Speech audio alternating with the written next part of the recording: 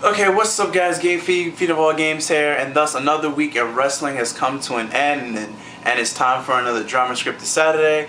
And if you're new here and you don't know what this show is about, it's about a show where I go over this past week in wrestling, both in TNA and in WWE, and I give my thoughts on what's going on in the wrestling industry, both in the ring and news outside the ring. And without further ado, let's start with Raw. This week's Raw was the Slammy Awards week, and as you should know, I don't trust any voting that WWE has ever since this year. Their voting system has been flawed, heavenly. Like you could tell that it doesn't matter how you vote. Their WWE is gonna drama script whatever they drama script, no matter what you vote for. Especially, I think it was like a month ago where you had I think it was who's going to face CM Punk, and it was between The Miz, Daniel Bryan, and Kane. You really going to sit here and tell me that the fans voted Kane over Daniel after we've seen the matches that both CM Punk and Daniel Bryan can put on, and you're going to tell me that the fans voted Kane? Yeah, I don't believe that for a second. I don't believe that. But moving on to the Slammy Awards, here are the winners. The Tell Me I Didn't Just See That award is the most shocking moment of the year. Kofi Kingston won that. Comeback of the Year award goes to Jerry the King Lawler for coming back from a heart attack. Best Kiss of 2012 was AJ Lee and John Cena. Trending Now hashtag of the year was Feed Me More. Newcomer of the Year is Ryback, which I guess that should, it should change that to New Gimmick of the Year, because we all know that Ryback is Skip Sheffield. So yeah, they should change that to New Gimmick of the Year. Match of the Year goes to Triple H versus Undertaker at WrestleMania 28. Guest Referee of the Year, with special guest referee Shawn Michaels. And Superstar of the Year is John Cena, which obviously is complete BS. Wins Superstar of the Year, gets booed heavenly. So obviously it was a plan so they could get CM Punk all riled up, so they could have CM Punk come out and have him cut a promo on John Cena and on Ric Flair. Oh yeah, Ric Flair was there too. Ric Flair was the special person to present that award. So Ric Flair and CM Punk had a great promo, and it led to Ric Flair challenging CM Punk to a fight. Mind you, CM Punk is still in crutches due to his knee surgery that he's had. So CM Punk hits Ric Flair with the crutches. Ric Flair does what he does best because he's the dirtiest player in the game, gives him a thumb to the eye, and then he puts the figure 4 leg lock on Paul Heyman. And then the Shield comes out and tries to beat up Ric Flair, but Ric Flair is aided by Team Hell No and Ryback, and they celebrate with Ric Flair. Other things that stood out to me on Raw, I'm happy that the AJ damn, my voice is messing up, excuse me. I'm happy that the AJ and John Cena thing is over. Actually, I'm not happy that AJ is a heel now. But the whole relationship thing is over, and we still don't know why AJ did what she did, why she screwed John Cena over at Tables, Ladders, and Chairs pay-per-view, knocking the ladder over. Still don't know why we do it. Happy that it's over. Happy that it's over and done with. But the shocker of the night is when the main event was John Cena versus Dolph Ziggler. It was John Cena, Vicky Guerrero versus AJ Lee and Dolph Ziggler, and both, for some reason, Vicky Guerrero left the ring, and then AJ left the ring, and then AJ Lee comes back with Big E Langston, who is currently the NXT champ, and Big E Langston comes in the ring and hits the big ending on John Cena, and that's how Raw ends. And that's how SmackDown ended. So apparently there's a small faction with AJ Lee, Dolph Ziggler, and Big E Langston. I'm actually excited about this because WWE is pushing new talent. Once again, you have The Shield, which is a bunch of new talent, and now you have WWE pushing Big E Langston, and you have Dolph Ziggler is just sitting there next in line for his title because he has the Money in the Bank briefcase. So the future really is bright for WWE.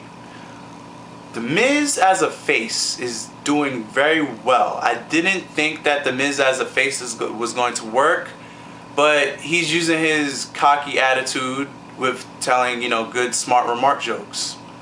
I actually like it. The Miz as a face is working.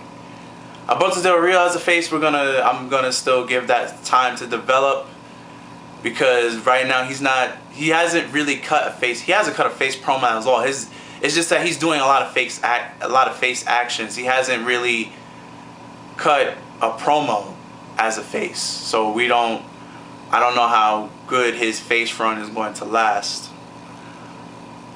On to the Tribute to the Troops was this week as well, but that was previously taped. It was an okay show. No storylines really progressed. Because it was taped it was taped the previous week, and Randy Orton got hurt in the Tribute to the Troops. I'll get back to that later on in this episode. And the way it ended was John Cena defeated Antonio Cesaro. So Antonio Cesaro has officially been pinned by an American. So he can no longer say, "Oh, I'm the longest. I'm undefeated, and American has not pinned me." Well, John Cena is as American, as patriotic as you could get at this point in WWE, and he pinned Antonio Cesaro. And the ironic thing about it is that it was Tribute to the Troops, and Antonio Cesaro is the U.S. champion. So the U.S. champion lost on Tribute to the Troops. That's going to wrap it up for the news on WWE. Now on to TNA, which I don't understand what they're doing. Apparently, aces and eights, the math is wrong, or they're scared of two people. Hulk Hogan's in the middle of the ring cutting a promo. The aces and eights come out. So you have Devon, the VP, and Doc, and 3 other henchmen. And oh yeah, Devon has Sting's bat still. And they're about to jump Hulk Hogan. And then so Taz goes, "Oh, looks like we're gonna need some help out here." And then before they get in the ring, Bully Ray Dudley comes running down to the ring to save him. And aces and eights run away. I don't understand that. I don't understand that at all. It's 2 on 7. And they run away. Oh, mind you, Bully Ray came down with a chain. Devon has a baseball bat. So you're going to tell me that a chain is more lethal than a baseball bat. And then after that, the aces and the eights have a sit-down meeting about how they're going to talk to bring somebody else in to help them. But they ran away from a 2 on 7. TNA Logic. Other things that happen on Impact. Frankie Kazarian and the Christopher Daniels gift thing, when Frankie gave him a new scarf. And then they had Santa, a fake Santa, come out, and then the person that saved this horrible promo was Cowboy James Storm. And then he was like, "Oh, well, you never got me anything that I wanted for Christmas." And then long story short, he just last call super kicked him in the face. And he just threw out gifts to the crowd. Other things that happened on Impact, titles were on the line. It was Kurt Angle versus Devon for the TV title. Ace and Ace interfered while the referee's back was turned. Devon retains. Knockout division title. I don't like how they did the whole sit down elimination thing with Brooke Hogan with the knockouts, how as Hulk Hogan does with the wrestlers. I didn't like how they did that. Slow down. Mickie James ended up getting another opportunity at the knockouts title, which doesn't make sense to me. I felt that it should have been Velvet Sky. because Mickie James got her chance at Turning Point and she lost. So why did TNA give her another shot just to lose again? TNA Logic. Hashtag TNA Logic. That's all. I really felt it should have been Velvet because she just came back and she hasn't gotten diddly shit. Other things that happened in TNA. The main event was Jeff Hardy versus Austin Aries, which obviously is the best match on the card. And the referee got knocked out somewhere in the middle of that match. And Bobby Roode came out and dragged the new referee out and imitated the 1, 2, 3 count. And then Austin Aries turned around and you saw it was him, and he gave him the double R spine buster. Before that, Bobby Roode gave him the bird, and then the double R spine buster. And then Jeff Hardy awoken and then gave him the twist of fate. And then the original referee wakes up after Jeff Hardy gives him the swanton bomb after the twist of fate and pins him for the 1, 2, 3. And Bobby Roode only did that because Austin Aries outbid Bobby Roode to attack Jeff Hardy. Which is going to be interesting to see how that works, because now Bobby Roode looks like a tweener. He's not a heel anymore because he kind of helped Jeff Hardy with the face. But we'll see how that goes, because now Austin Aries is going to have to retaliate at Bobby Roode. This is two heels fighting each other, but TNA is known for doing that. You know, every time I watch TNA, I feel like I really am a masochist, because it's just horrible every week. But I still watch it, so only because it's wrestling. And now that that's over, time for the unscripted news. Let's go on to injuries. Randy Orton is injured again. He injured himself in the Tribute to the Troops, which was taped the week before. That's why WWE had the Shield take him out on last week's SmackDown, and also that's why Randy Orton wasn't in a TLC match. So yeah, I was wrong last week. It wasn't a scripted injury. Randy Orton's actually injured. He hurt his shoulder yet again. He dislocated it in the Tribute to the Troops tag match he had. So don't know when he'll be back. His shoulder is in a lot of pain. And other undrama scripted news, Sin Cara had to undergo surgery. We don't know what it's for. He just put on his Twitter that, he has to go under surgery. We don't know what it's for, so we don't know when he'll be back. And in more undrama scripted news, Chris Jericho is talking about coming back, but there is really no,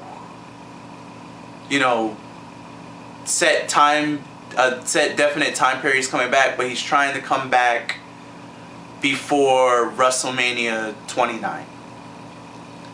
And that's going to wrap it up for this week's Drama Scripted Saturday. If you're new here and you like what you witnessed, please subscribe. There will always be a Drama Scripted Saturday every Saturday. And now that college is over, classes are over for me, I'll be going back to posting 3 videos a week instead of this one. So look out for another video on me on Monday. It's going to be a Gears of War commentary. And look out for a Yu-Gi-Oh video for me on Wednesday. And feel free to ask me any questions here on my YouTube channel in the comments below. Or you could get at me at my Facebook, or you could tweet at me at my Twitter. And all those links to those accounts are in the comment section. Not the comment section. The description box below. And I'm Game FIFA Nova Games here. And I'm out of here, guys. Later. Peace.